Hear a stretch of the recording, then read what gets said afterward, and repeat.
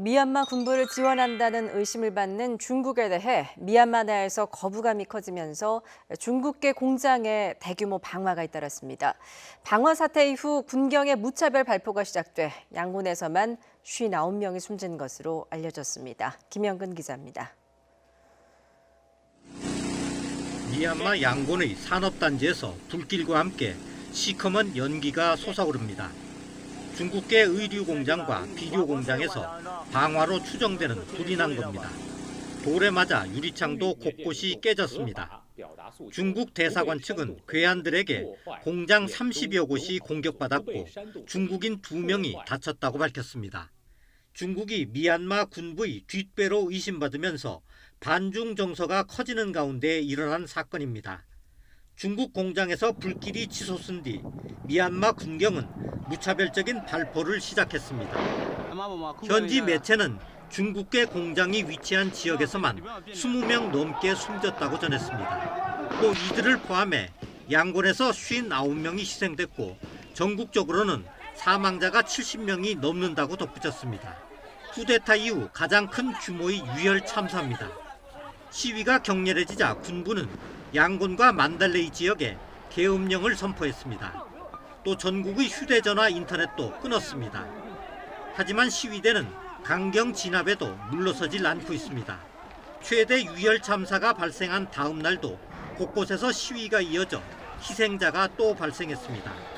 수치 고문이 이끌었던 문민 정부 측도 국민적 저항을 촉구하며 군부에 맞서고 있습니다.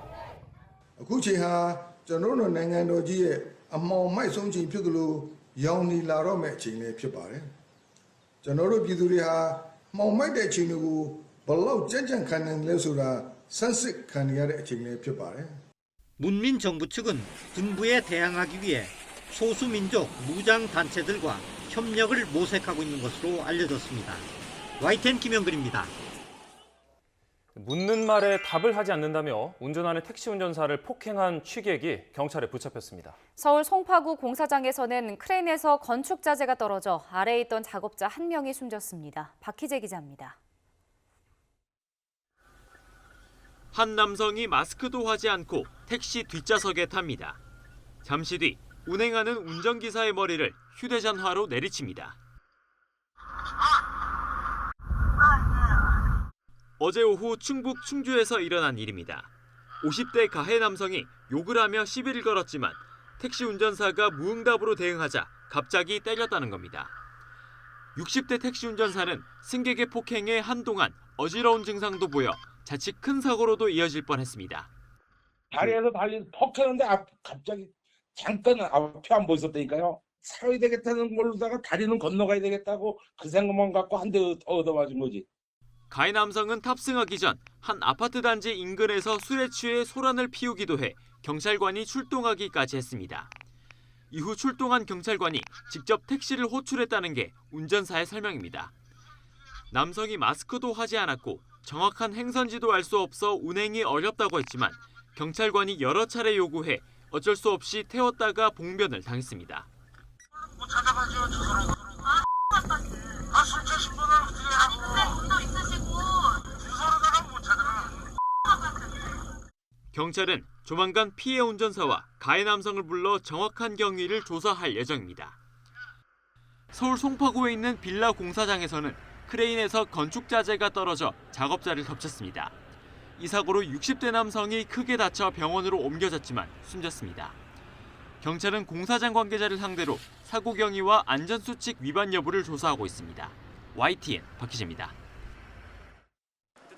평창올림픽 쇼트트랙 금메달리스트 임효준 선수 측은 지난 6일 다시 빙판에 설 방법만 고민했다며 중국 귀화를 결정했다고 밝혔습니다. 후배 강제추행 사건으로 지난 2년간 한국 어느 곳에서도 훈련조차 할 수 없었고 2심에서 무죄 판결이 났지만 다시 대법원에 갔다고 긴 징계와 소송을 이유로 들었습니다. 하지만 임효준은 무려 9개월 전 진작 귀화 절차를 마친 것으로 확인됐습니다. 오늘 날짜 서울 출입국 외국인청 관보는 1996년생 임효준이 2020년 6월에 대한민국 국적을 상실했다고 고시했습니다. 작년에 아마 다 완료하고 상실 신고만 3월 초에 한 걸로.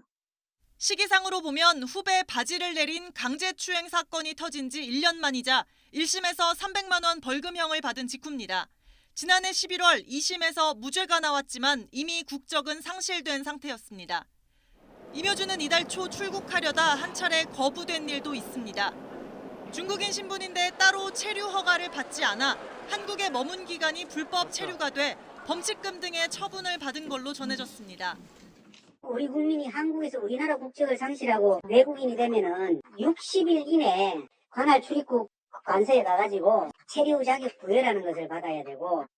임효준은 우여곡절 끝에 지난주 출국했으며 중국 현지 방역 지침에 따라 3주 이상 자가격리가 필요합니다. 중국은 다음 달 8일부터 사흘간 올림픽 시즌을 뛸 국가대표 선발전을 하며 임효준이 여기에 출전할지는 불투명한 상황입니다. 빙상계 복수의 관계자들은 YTN 통화에서 임효준이 귀화 후 3년간 중국 대표로 뛰지 못하는 이른바 3년 룰을 알고 있으며 중국 빙상연맹이 아닌 중국 후베이성 소속 플레인 코치로 계약했다고 귀뜸했습니다. 봄이 되면서 자전거 타시는 분들이 부쩍 많아지고 있는데요. 자전거로 등교하던 초등학생이 골목 어귀에서 레미콘 차량에 치여서 숨지는 일이 있었습니다. 김민성 기자입니다. 자전거를 타고 자전거 도로를 지나는 초등학생, 그리고 바로 옆 차도를 달리던 레미콘 차량. 잠시 후 차량과 자전거는 골목 어귀에서 딱 마주칩니다. 사고 직후 차에서 내려 뒤늦게 현장을 접한 레미콘 차량 기사는 그대로 풀썩 주저앉아 버립니다. 큰 차가 한 대 서 있고 그다음에 자전거가 찌그러져가지고 누워 있고 등굣길에 사고가 난 것 같아가지고 좀 안타깝더라고요. 사고가 난 건 아침 8시 20분쯤. 구급대가 급히 출동했지만 학생은 머리 등을 크게 다쳐 현장에서 숨졌습니다. 사고가 난 장소입니다. 보이다시피 횡단보도가 있어서 서로 조심해야 하는 곳인데요. 자전거 도로를 달리던 초등학생은 근처 공사 현장으로 가기 위해 우회전하던 레미콘 차에 치였습니다. 사고가 난 곳에서 학교까지는 약 1km 남짓. 초등학교 5학년 학생은 등교 중이었습니다. 안타깝게도 금요일 아침에 콘크리트 믹스트럭과 자전거 교통사고가 있었습니다. 현재 사고 영상 분석과 운전자 조사 중에 있습니다. 경찰은 주변 CCTV 영상과 목격자 진술 등을 토대로 정확한 사고 경위를 조사하고 있습니다. YTN 김민성입니다. 중국이 일본에 대해 미국에 종속된 나라라고 일갈하자 일본이 발끈했습니다. 미일 회담에서 중국에 대한 비판이 이어지자 중국이 이에 맞서 일본의 저자세 외교를 비판한 건데요. 도쿄에서 이경아 특파원이 보도합니다. 미일 양국은 외교 국방장관 회담 후 공동 성명에서 중국의 해양 진출과 인권 문제를 강하게 우려한다고 밝혔습니다. 중국을 직접 거명하며 두 나라가 함께 비판의 화살을 겨눈 겁니다. 중국 외교부는 즉각 반발했습니다. 일본은 미국에 전략적으로 종속돼 부끄러움을 모른다며 원색적으로 비난했습니다. 일본 정부는 강한 불쾌감을 드러냈습니다. いちいちその発言にコメントは差し控えたいとは思いますけれども、日本政府としてそのような発言は全く受け入れられないと考えます。 유일한 동맹국 미국이 일본 외교에서 절대적인 위치를 차지하고 있는 것은 어제 오늘 일이 아닙니다. 모테기 일본 외무성 장관은 바이든 행정부 강요들의 첫 해외 순방지로 일본을 택한 것에 수차례 감사의 뜻을 밝혔습니다.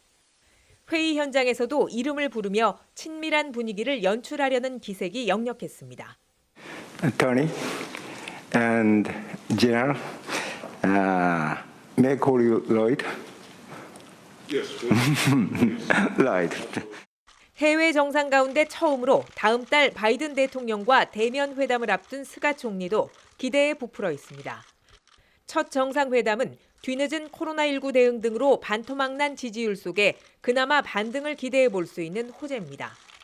이 때문에 다음 달 정상회담이 끝난 뒤 총리가 중의원을 해산하고 선거를 치러 승리한 뒤 연임을 노릴 것이라는 전망까지 나오고 있습니다. 来月の首相のアメリカ訪問の後に解散総選挙に踏み切る可能性があるのではないかという。解散については考えておりません。ただいずれにしろ時期が9月までが任期ですから。 경제적으로는 중국과 뗄 수 없는 관계지만 정치 외교적으로 대립하는 상황. 여기에 미국과 중국의 갈등까지 커지면서 실리를 찾는 일본 외교의 선택지도 좁아지고 있습니다. 도쿄에서 YTN 이경아입니다.